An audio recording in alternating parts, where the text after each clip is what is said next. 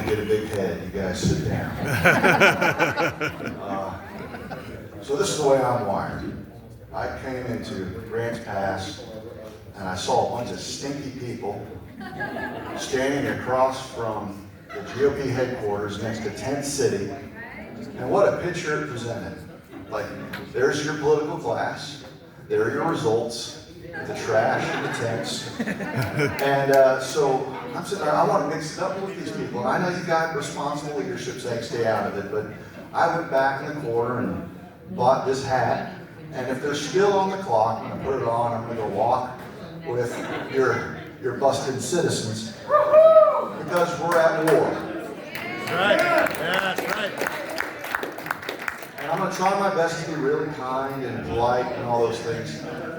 But we got some folks in the corner that need to keep it down because I am a professor and I'm used to class. Turn off your cell phones and everything else because we're going to have a pop quiz.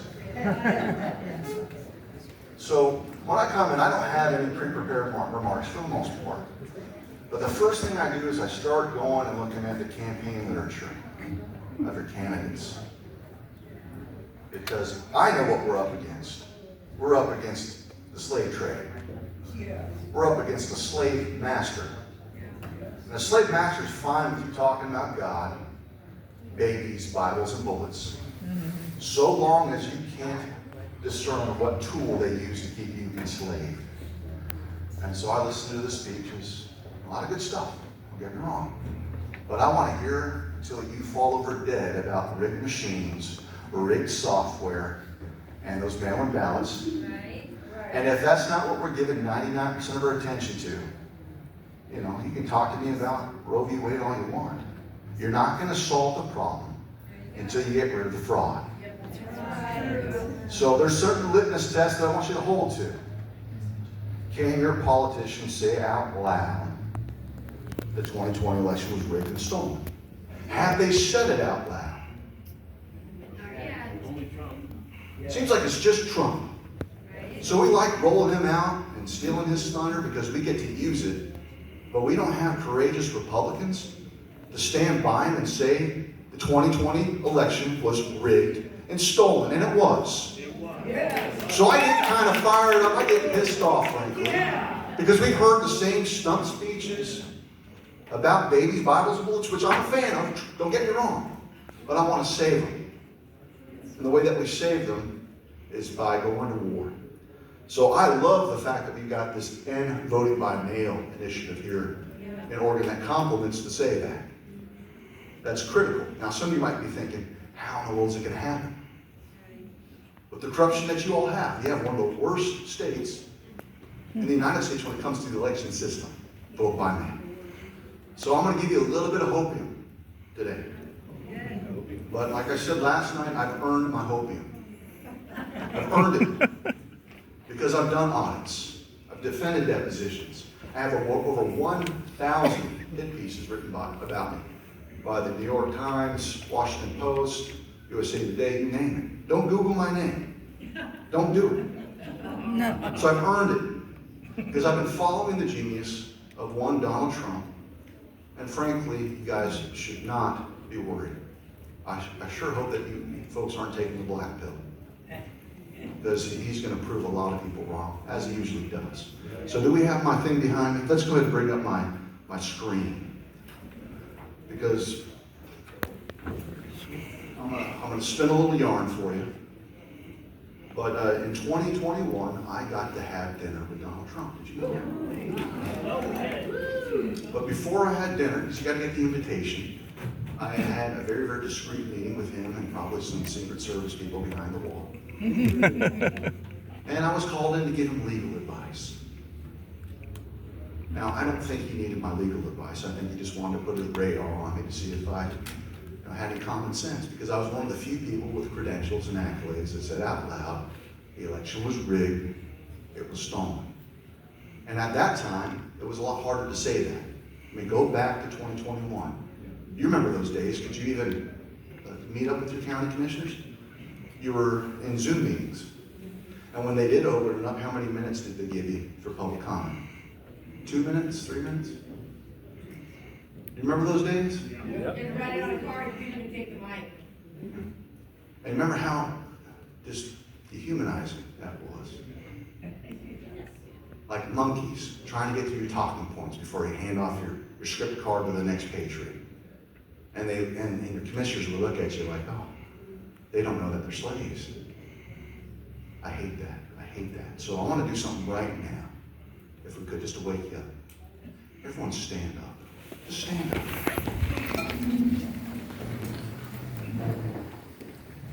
And I want you to look around at your brothers and sisters, even if it's hard to stand up. Because you can't fight unless you're standing. And I want you to look around and I want you to imagine yourself going into these meeting rooms, not with one person standing alone, but coming together, standing together. And you change the atmosphere in the room. Have we tried that? Do we know how to stand together? We really don't.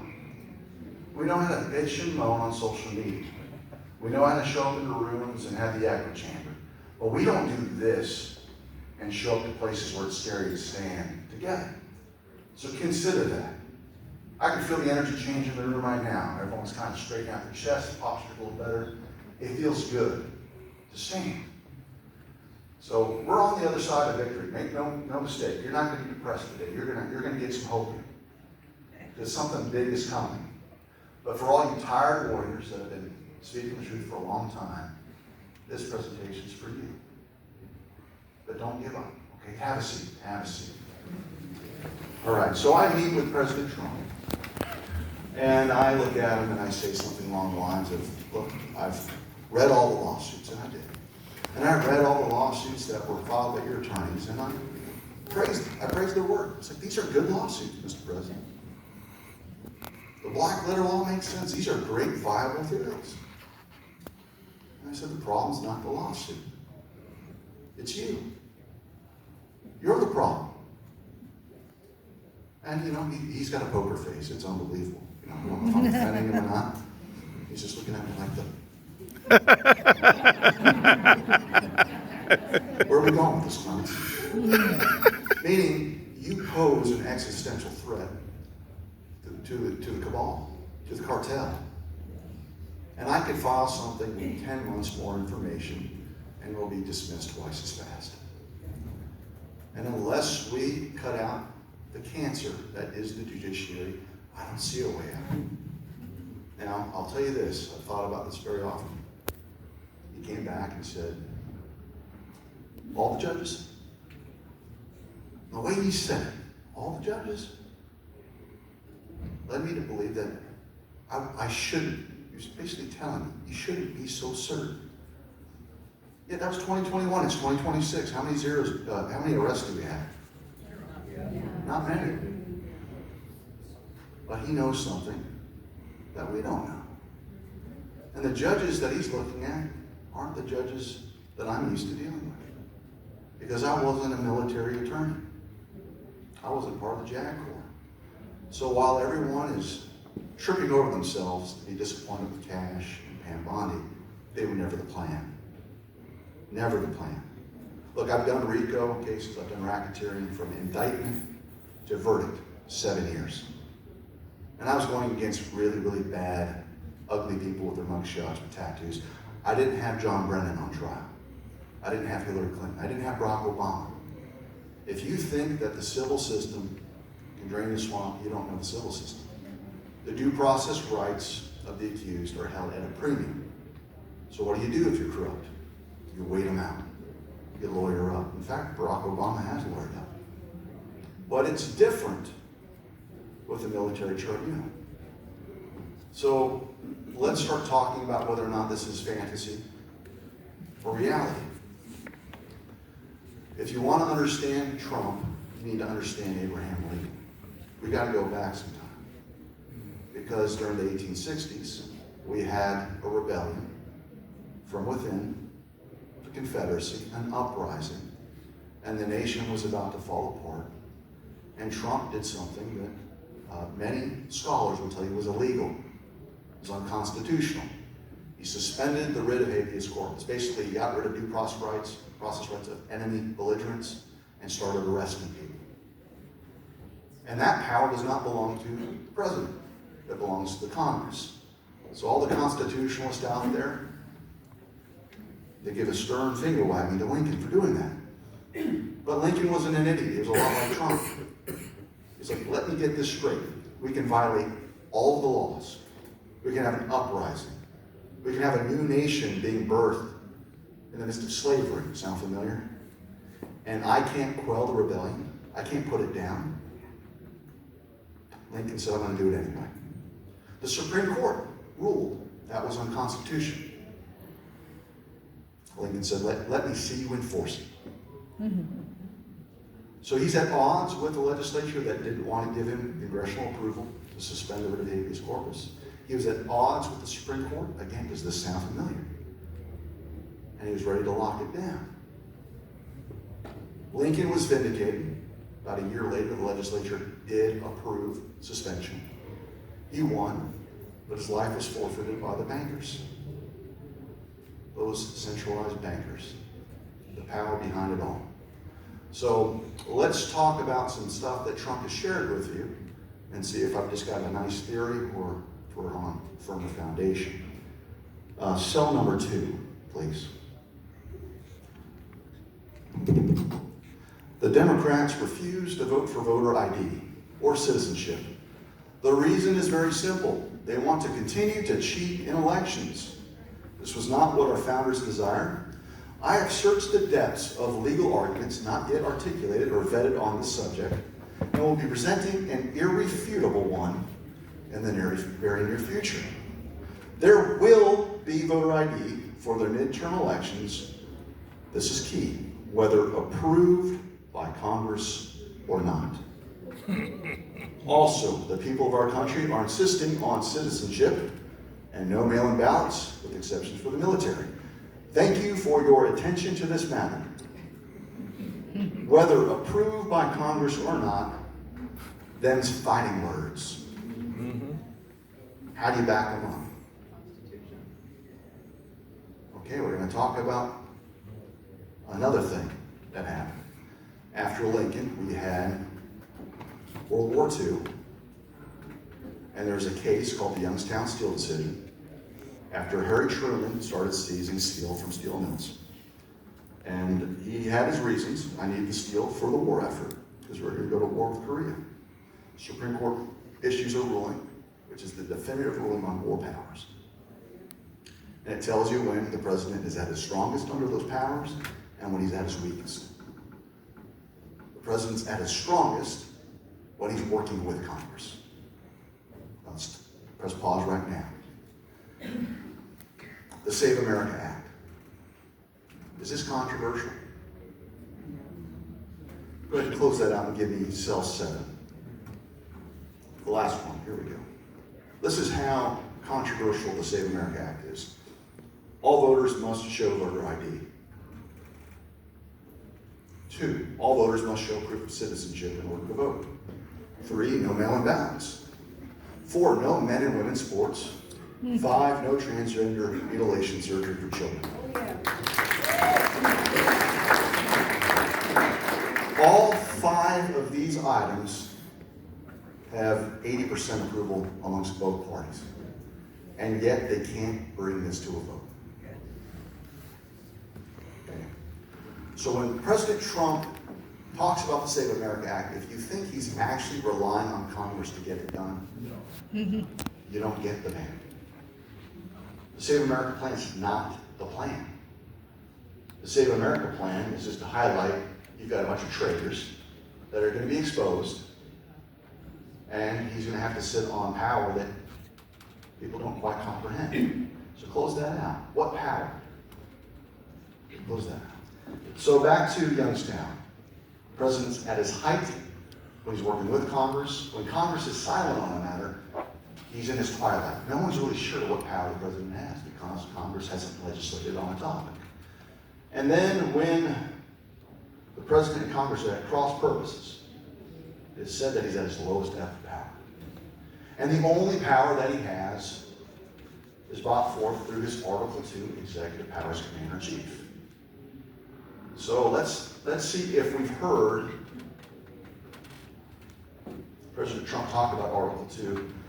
Cell 6, please. Where I have the right to do whatever I want as president, but I don't even talk about that. It's a thing called Article 2.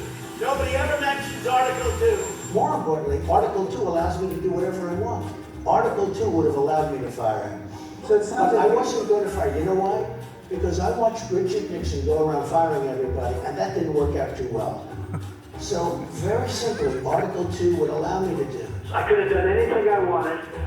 I don't even bring it up because we don't even get there. Absolutely, I have Article 2. It gives you all of these rights at a level that nobody has ever seen before. We don't even talk about Article 2. At a level. Close it out. He's been telling you plain sight. So if this was a law class, and I taught many law classes, I have to do pop quizzes to see if people understand the Constitution. So let's imagine that there are war profiteers, the military-industrial complex, that don't like the fact that somehow, inexplicably, we're no longer in Afghanistan. We're no longer in the Middle East going to war, which is awfully weird considering that we had Biden. You need to think about that. Why is it that the military wasn't really allowed to do anything for 4 years? Maybe he wasn't the commander-in-chief. Let me get to that. But the point is this. Let's say that they need to prop up their billion-dollar, trillion-dollar special interest, and President Trump's not going to the theaters of war that Halliburton's used to, or Dick Cheney wanted you to go to. And so they say, you know something, let's pass the Make Ukraine Safe Act. And we're going to help Trump direct troop movements over there to make sure that we solve the conflict in the region, and we give them all the resources that they need. All the resources, billions and billions of dollars.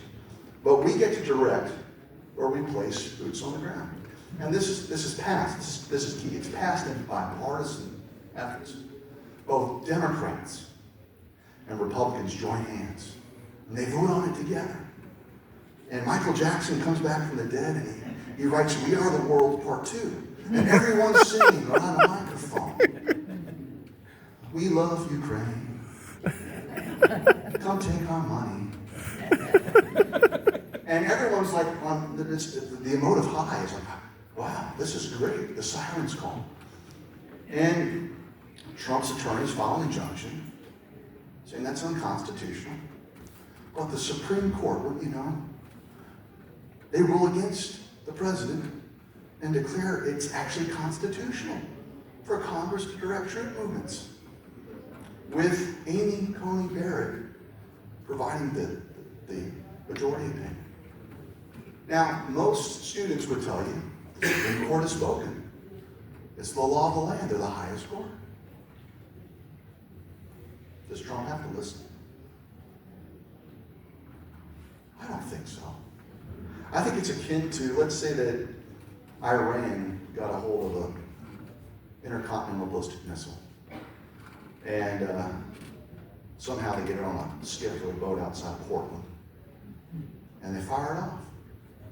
Does the president have to wait until Congress votes before he strikes down the missile?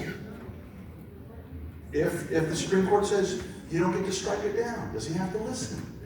No. That's what we're talking about here, folks. Your elections are national critical infrastructure, meaning that they're afforded the same protections as our nuclear arsenal. He doesn't have to listen to them. In fact, he is duty-bound to tell them to go pound sand. Article 2.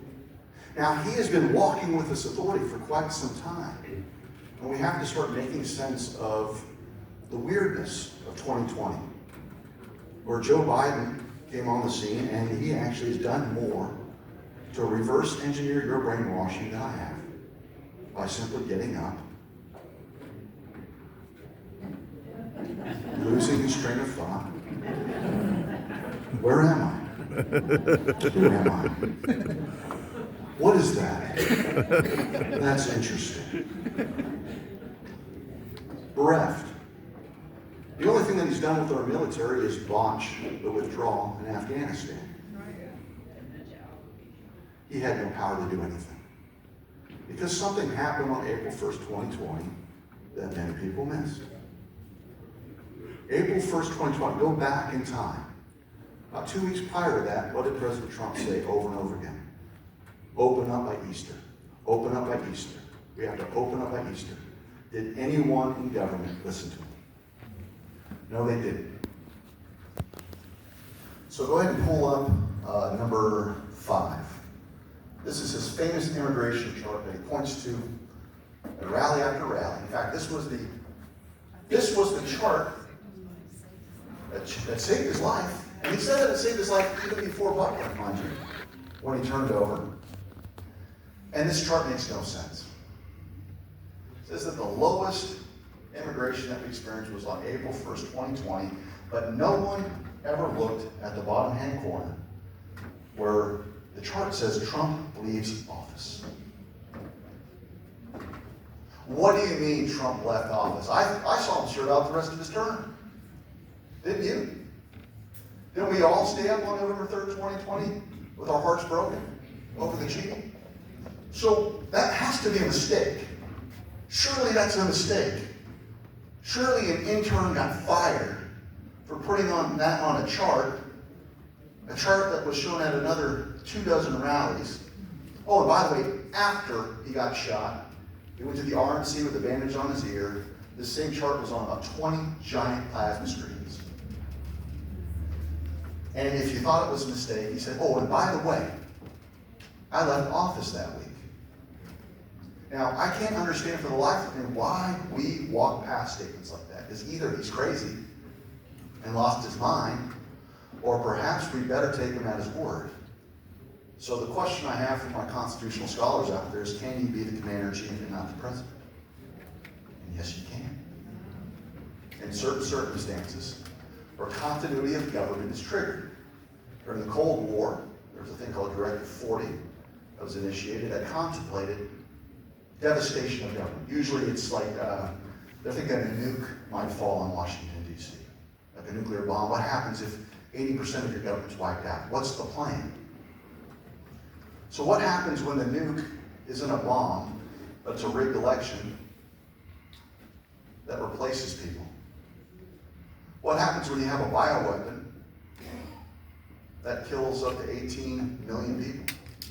See, under continuity of government framework, either one of those or both would give you the legal predicate to initiate continuity of government, because the coup is on, as they say, as the cool kids say. The coup was on.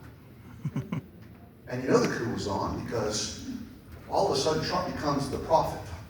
Mail-in ballots will flood our election in 2020. Thus saith the Lord. Mail-in ballots will rig the election. He knew exactly what was going to happen, and it happened. So when I met him in Bedminster in 2021, sat down, I looked at a man that was not defeated, but understood that he was in another phase of this shadow presidency. No doubts he's going to come back. And that counts for all of the strangeness that occurred from 2020 to 2024, which was frankly painful, but necessary. Because if Trump hadn't grabbed the machines like he could have legally, the biggest threat to his power was the media, and the fact that not all of us were awake. It took 4 years for you to do what? Wake up. Loathe big tech, loathe big media, loathe big pharma. Now you all are smarter than your doctors, and you are. Smarter than the lawyers, with the exception of Steve. You're smart. You had to do your homework because we were led by the next on a leash. Stay asleep. Elections are safe and secure. The jab is safe. Repetitive over and over. Let's close that out. Let's get a little bit more explicit. Because maybe you say, like, that's still a typo. I don't believe you. Get me to cell 4, right there at the bottom. 45, 46, and 47, if you think about it. I just don't want the credit for 46.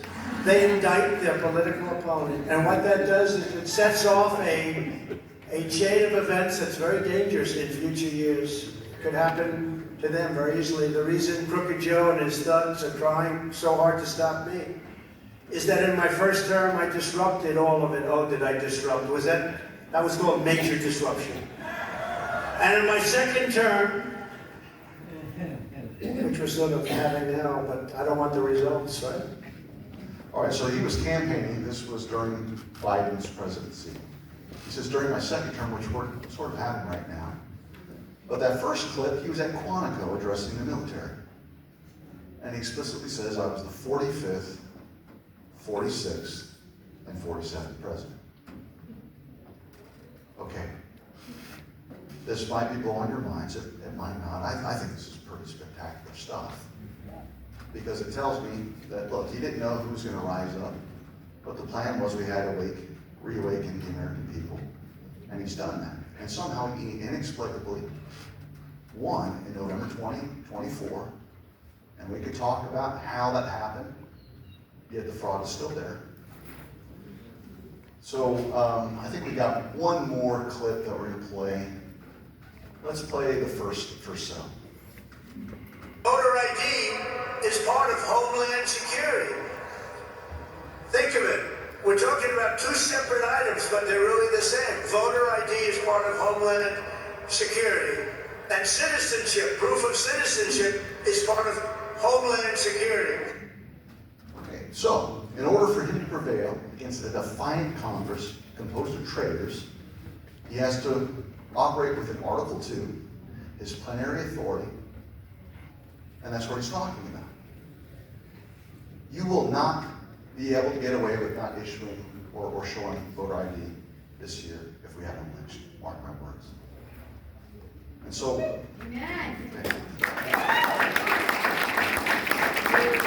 I'll invite you back, and if I'm right, buy me a drink, and if I'm wrong, you can throw stuff at me. But I truly believe this because we're not going to have a country. But the mail-in ballots are just as important, just as key. So I can give you another 100 of these examples that make complete sense and gives me just enough hope that the commander-in-chief is exactly who you think he is. A genius. Yeah. Okay? And nothing that I'm saying here comes from, I don't want you to believe like I've got the bat phone. I don't have the bat phone. I'm just like you, just a citizen that's been paying attention, and I've tried everything I can to awaken the American people. So, Thank you. well, you're welcome. You're welcome. Trump was right about everything. Yeah, he sure was. He was. So what are we up against? You're not up against the Democrats. You're not. Stop. That's the siren call to get you back into this binary thinking. You're not even up against the uniparty in some respects. And that's closer to the mark. Give me cell number 3. This is what you're up against.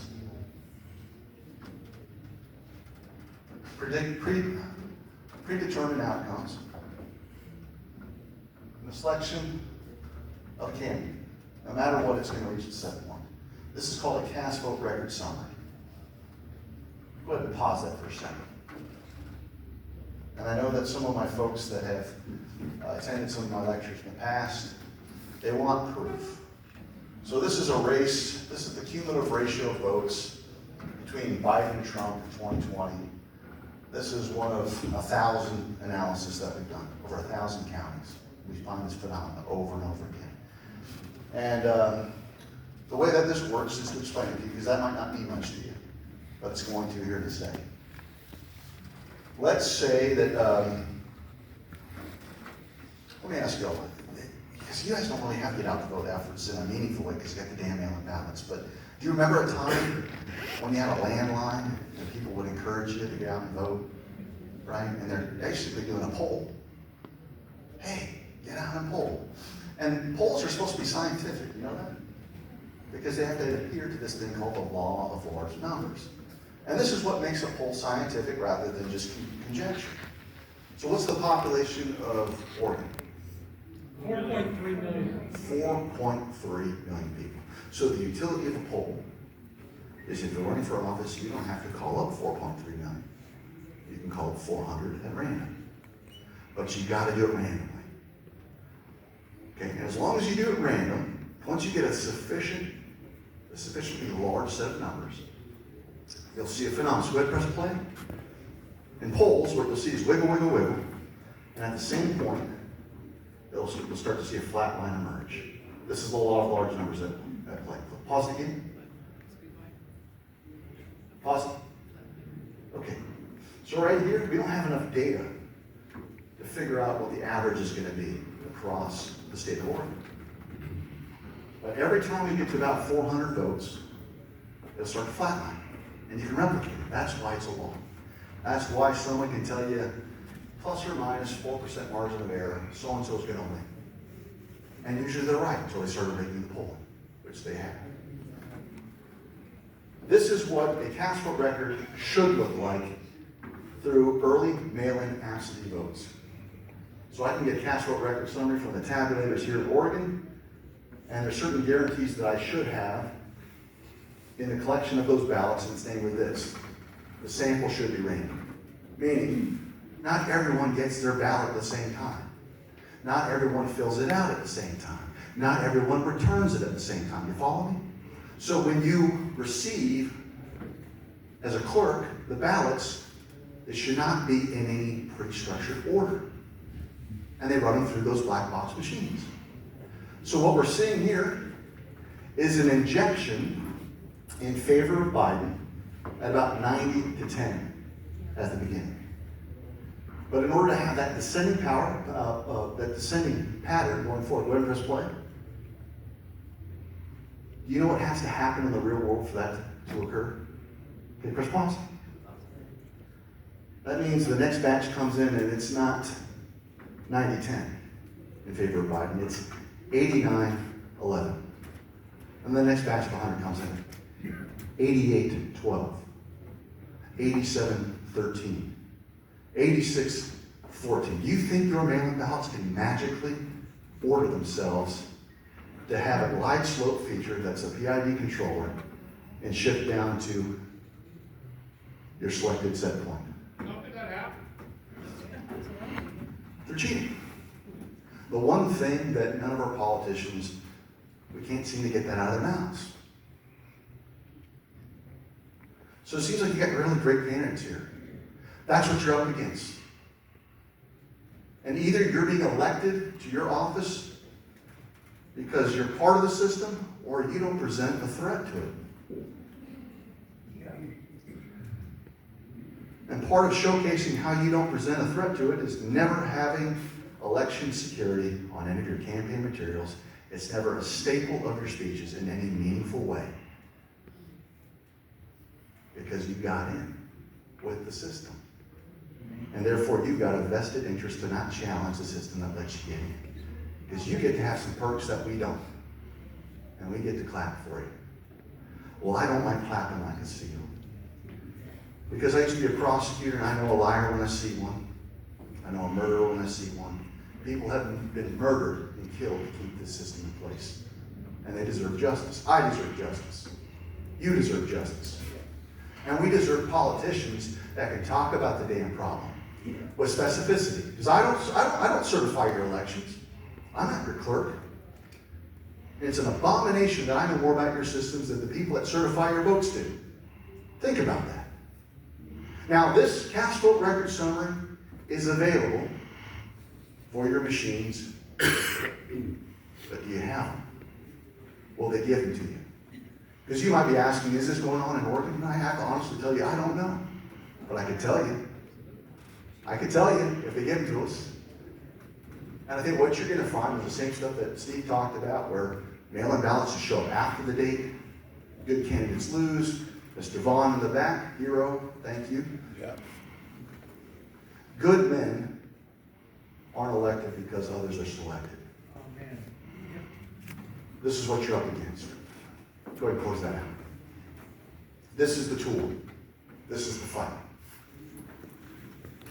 So how do we meet Trump in the middle? Because I'm not here to demoralize you. I gave you some hopium on what Trump's doing.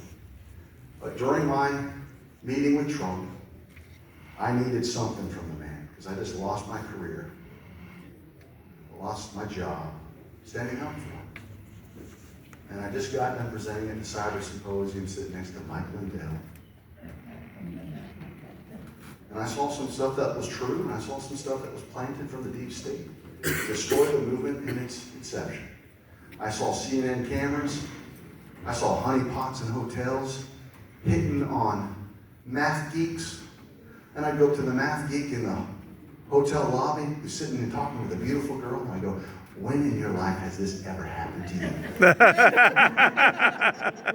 A beautiful woman's talking to you about math. And you think that, self-aware patient would go, oh, you're right. He's like, shut up, get away. I live in my mother's basement. This is the most excited I've ever been. That's what I'm talking about, like DEFCON 4, stuff that even as a trial attorney that's done murder cases, nothing like it. But I fly over on Lindell's jet and end up having this meeting with Trump. And I said, as you sit there, Mr. President, you're the most powerful man in the world by virtue of our legal votes. You're the commander-in-chief. Now, I hadn't formulated all the continuity of government stuff. I didn't know. It's just intuition. Like through God's eyes. As you sit there, you're our president. And surely you have something that Mike Lindell doesn't. Does that make sense to you? I mean, he kind of created Space Force. Yeah. You ever heard of the NSA? The thousands of satellites that were deployed in orbit. Mike didn't put them up there. They went up there during Trump's watch. So when Trump says he has it all, you might want to take him at his word. And he's been sitting on things while people expose themselves and make fools of themselves. So if I had a war game, this is my hope. You got a primary coming up? Yeah. In May. Okay. I would expect something big to drop.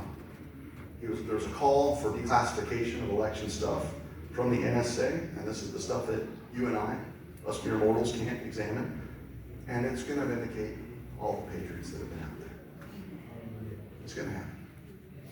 I know some of the cyber experts that have been assisting Tulsi Gabbard, and when she shows up at cabinet meetings and telling them straight up, we have found the machines doing X, Y, and Z. She's not making it up. They seized voting machines out of Puerto Rico. I knew that a year ago. I knew about the surprise visit in Arizona the day after the November 2024 election, where a congressional delegation showed up surprised, went to the Runbeck facility. Runbeck actually prints up the ballots. You might even be using Runbeck printed ballots for all that. It's just a few. And after the day of election, the machines were still on. And there were still ballots being stacked on pallets, tens of thousands, being loaded onto Penske trucks by non-English speakers, about 4 of them. And I got to see the videos of all of them. I got to see the CEO of Runbeck trying to tell them to put their cameras away. So when John Solomon gave his report about an affidavit that he reviewed about this spot visit, I actually got to see the actual video. And this was like a week after 2024. So we're going to start solving a few more puzzles for you, and then I'm going to wrap it up. How did Trump win? If I'm right, how in the world did Trump win? Okay, we got to observe something that happened on 2020 and didn't happen in 2024. Everyone remember in the swing states when everyone was sent home, stopped counting, and on election night reporting you saw an injection of tens of thousands of votes where Biden leapfrogged Trump. And it made the shape of an F, called the F curve, the fraud curve. Remember that? It was a meme. Did you see the dreaded F curve in 2024 in the swing states with respect to Trump? You did not. So let's unpack it a little bit more. Joe Rogan on his podcast told everyone, I was at the watch party at Mar-a-Lago, sitting there with Elon Musk. Elon Musk pulls out his phone, and I think it was before the close of polls. Huh. This is my best Elon Musk impersonation. Trump won. Okay, now when I pull out my phone, who cares? Clements is crazy. What do you mean?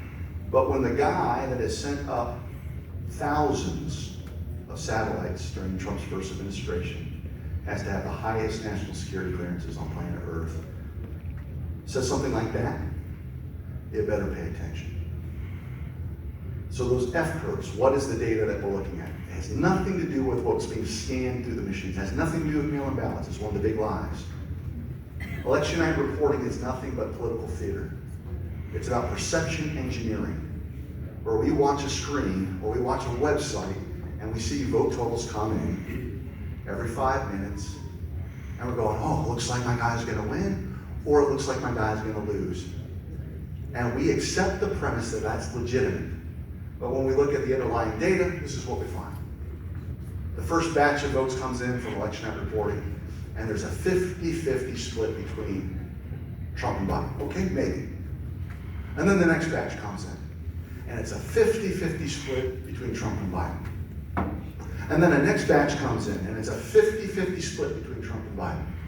And then the next batch comes in, and it's a 50-50 split between Trump and Biden. And stop me if you've heard this one. The next batch comes in, and there's a 50-50 split. You know how many times I have to do this to tell you exactly what the data showed in Georgia on election night? 55 batch sets in a row at 50-50. With decimal points for some people that were carved in half, where they weren't even a whole person or a whole vote. They were a point something. Completely engineered to keep it close. And they started turning in the screws and adjusting that algorithm a little bit finer. And Trump got 90 some batch sets in a row where he had like 49.2%, and Biden got 50 something or 50.8%. And he got a victory by about 10,000 votes in Georgia. None of that's tied to reality. What the experts will tell you is, no, David, we're never suggesting that it's completely accurate. There's projections in place. And that's what they'll tell you. Because this is the way that your votes are tabulated. At the end of election night, after they turn in your mail-in ballots, they retrieve from the tabulators a little thing called a jump stick, data stick. They remove it to protect the air gap. Gotta protect that air gap. And they'll have a whole bunch of those jump sticks, and they'll put them in the election management system. And when you upload that data, what do you think you should see in an election? Simple addition. Data uploaded, votes. When we started looking at the Edison data, we didn't see addition. We saw deletions, oscillation, up, down, up, down, up, down, up, down. Okay, that's what happened. So, to get around it, they tell you that the reason why it's not spot on accurate and that you see those fluctuations is you have to account for exit polling. Now think about how stupid this is.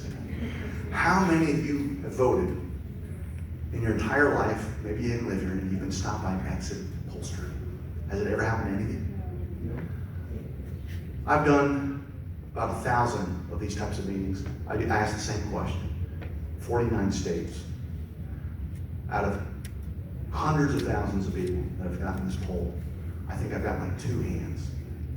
So how in the world can you report data all the way down to the precinct level on your Secretary of State website and we still see the fluctuation? It's BS, it's bull. You have to know that. So, that's what we're up against. I'm here to educate you on the fact that this is how it works. And many of your elected officials refuse to have this conversation, but it's okay. Because Trump is going to help us. He's going to meet us in the middle. So I'll go back to this conversation with the Commander-in-Chief. He said, you got to give me something. He doesn't.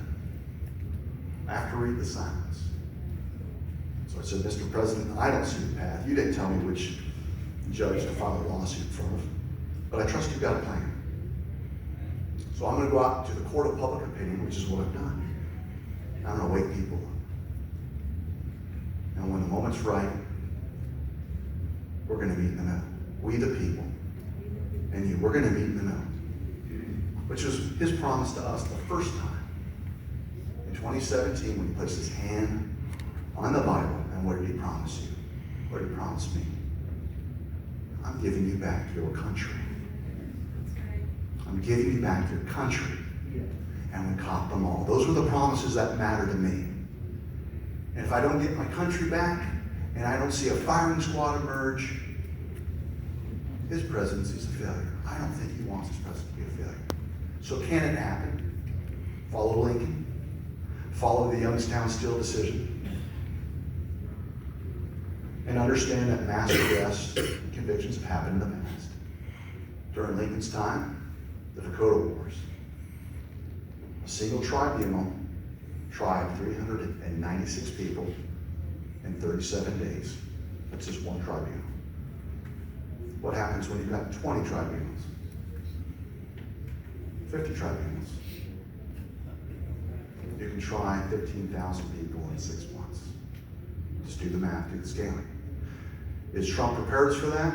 Well, he did deploy 600 JAG officers throughout the country to assist with immigration. And if you think that's the real reason, I've got some bad jokes for you.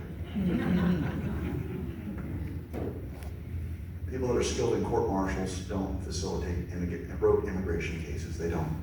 Judge Janine Pirro in D.C. swore in 20 JAG officers. You don't bring in JAG officers to deal with vagrancy cases and trespass issues and graffiti. You bring in third-year law students that just graduated, help cut their teeth on those cases. You've got people that are ready to stand in the gap to do something that's spectacular. There's an assembly line. This line goes to Pam Bondi. This line goes to the tribunal. Which case goes where? I think the Obama case goes in the tribunal. And Trump has actually talked about who wants to see televised military tribunals. I do this. Well, that's what Trump asked, not me. Hillary Clinton, John Brennan. So as a guy who's tried those cases, and they're extremely difficult, you don't want to try them where the due process rights of the accused are at the premium. You want to go and shoot a fish in a barrel. And the commission allows you to do that. So whenever you see Trump playing YMCA,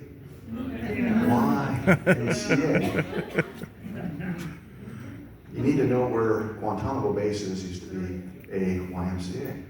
Did you know that? Well, now you do. The significance of this song that, I only remember when I go roller skating. And I stress roller skating. I didn't rollerblade. I was, really hip. YMCA. And he plays it everywhere. Justice is coming. Don't lose hope, but do your part. So this isn't a speech for you guys to sit on your laurels. In order for you to get your country back, is what you have to do. You have to work your ass off. You have to extend your hand. You've got to take the baton. And you got to start running your own elections. So if I had to give a prediction, I'm not saying I'm right, but this is the way that my brain works. Your Constitution basically requires that your state sets up the time, place, and manner of your elections. That's your Constitution. But that concerns the state ballot.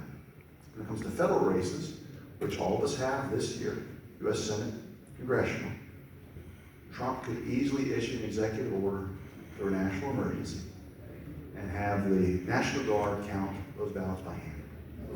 And that'd be very easy. That'd be very easy. Because you can't rely on your election staff, you know that. Your election staff, they're only good at one thing. It's so hard to count. You're asking us to count to 300. No. Oh, we don't have the people. It's like, yeah, you don't have the people to be part of a rigged election. So Trump's he's not gonna rely on that. And then when people see that you're not a 50-50 country, that your federal races are just so bizarrely in favor of Republicans, everyone on the state ballot will have a legal grievance that they can file.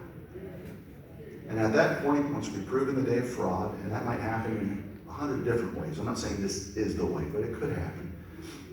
You know who funds those black boxes you use?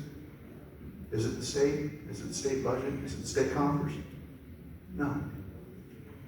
The Help America Vote Act, which every state has taken the money, took the strings that are attached to it, and those are federal monies under federal law to the tune of billions. And what happens when President Trump tells Scott Bessent, stop disbursements this fiscal year? This fiscal year is usually in the summer, right? After a fake primary election, we're not going to get to a fake general. Stop disbursements. If you guys want to go ahead and set the time, place, and manner, go ahead and do it with whatever money you have in your general fund. How are you guys doing in Oregon with your general fund? Are you all solvent without the federal government? No, you're not. Okay, so things are going to get interesting. If you're wondering why it had to be this way, we weren't awake. If Trump would have seized everything in 2020, civil war, and some of us would have been confused about whether Trump truly is a tyrant. So he's going to give us some help. And if you're worried about the resistance, if you're worried about those zombies across from the GOP headquarters, I wouldn't be too worried. You've got the Epstein files. Not all of them have been released. I think they're going to have some pretty explosive revelations about certain politicians through those files, and it might just take the spirit out of the other side. It's a culmination of all these things. What a providential time to be alive. Now, again, this might be hoping, but I've earned it. I'm here to tell you, I'm going to continue fighting, teaching you about the truth of our systems, but the military, folks, is the only way. It's not the politicians, and it would be nice if our politicians had the courage to work with Trump, message with Trump, fight with Trump to defeat the enemy instead of playing it safe. So I'm not here to play it safe. I hope you're not here to play it safe. I hope you'll consider mixing it up with me over there across the street, because I don't want to play it safe. I want off this ride. So with that, thank you for showing up today. I hope you're encouraged. You should be. Yeah. God bless y'all. All right.